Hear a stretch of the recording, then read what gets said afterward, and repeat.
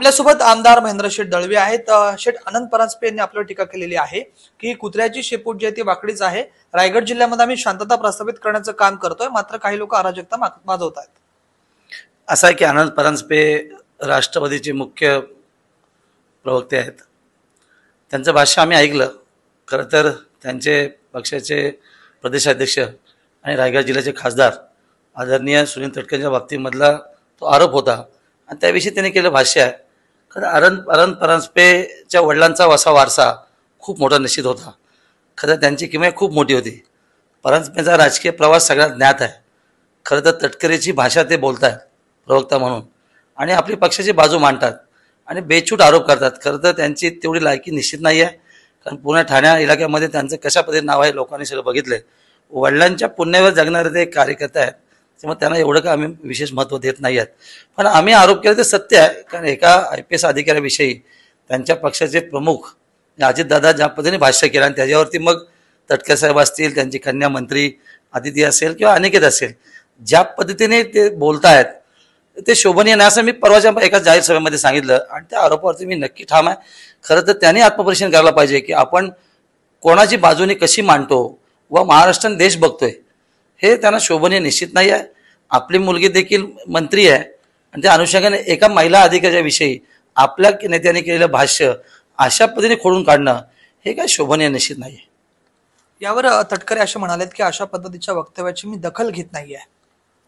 आम्ही देखील तटकरे किंवा त्यांच्या प्रवक्त्याच्या वक्तव्याची दखल घेत नाही आहेत। आमच्यामुळे तटकरे खासदार झालेत, तर आम्ही त्या गोष्टीत कधी विचार करत नाही आहोत आणि तटकरेंचा पण कार्यप्रवास राजकीय प्रवास आम्हाला सगळ्यांना उभा महाराष्ट्रात ज्ञात आहे।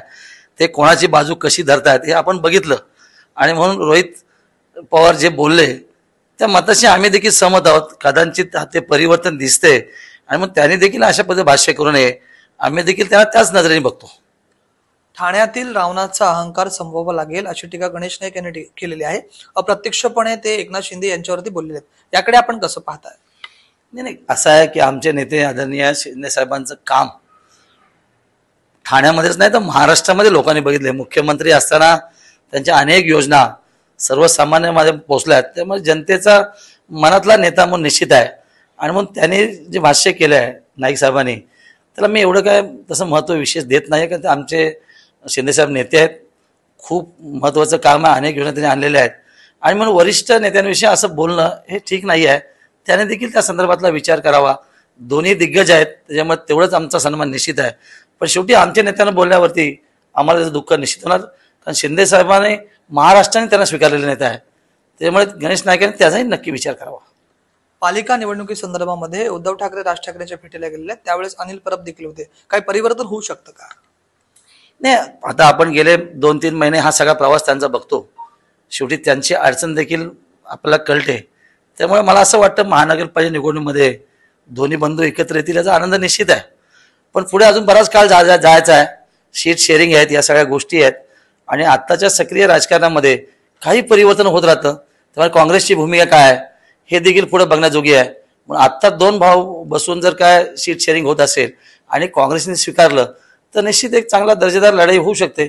पण मला असं वाटत नाही की राजकारणामध्ये प्रत्येक पक्षाचं अस्तित्व निश्चित आहे, आपापला कार्यकर्ता आपला जनाधार आहे आणि तो जपण्यासाठीची आजची ती बैठक आहे आणि म्हणून त्याच पद्धतीचं वक्तव्य मी निश्चित करतो। उपराष्ट्रपदाच्या निवडणुकीमध्ये एक श्रीकांत शिंदे म्हणालेत की मतं फुटली म्हणून, त्यावर संजय राऊत म्हणालेत की त्यांना मेंदूच नाहीये, मेंदू गुडघ्यात नाही तर मेंदूच नाहीये। संजय राऊतना उभा देश हलक्यात घेत होते, मग त्यांच्या भाष्यावर एवढं काही ठीक नाही। पण आमचे सन्माननीय खासदार शिंदे साहेब जे बोलले त्या मताशी सगळंच महाराष्ट्र किंवा देश सहमत आहे, कारण जी मतं परिवर्तन झाली किंवा मतं फुटली ती त्यांच्याकडून फुटली। त्याच्यामुळे जे काय संख्याबळ आपण बघितलं उघड अगदी सत्य, त्याच्यामुळे ते विचलित होऊन असं पद्धती वक्तव्य करतात आणि त्यांना कोणी असं विचारात घेत नाही आहेत असं निश्चित आहे। हे होते आमदार महेंद्रजी दळवे। राज वैशंपायन, TV9 मराठी, रायगड।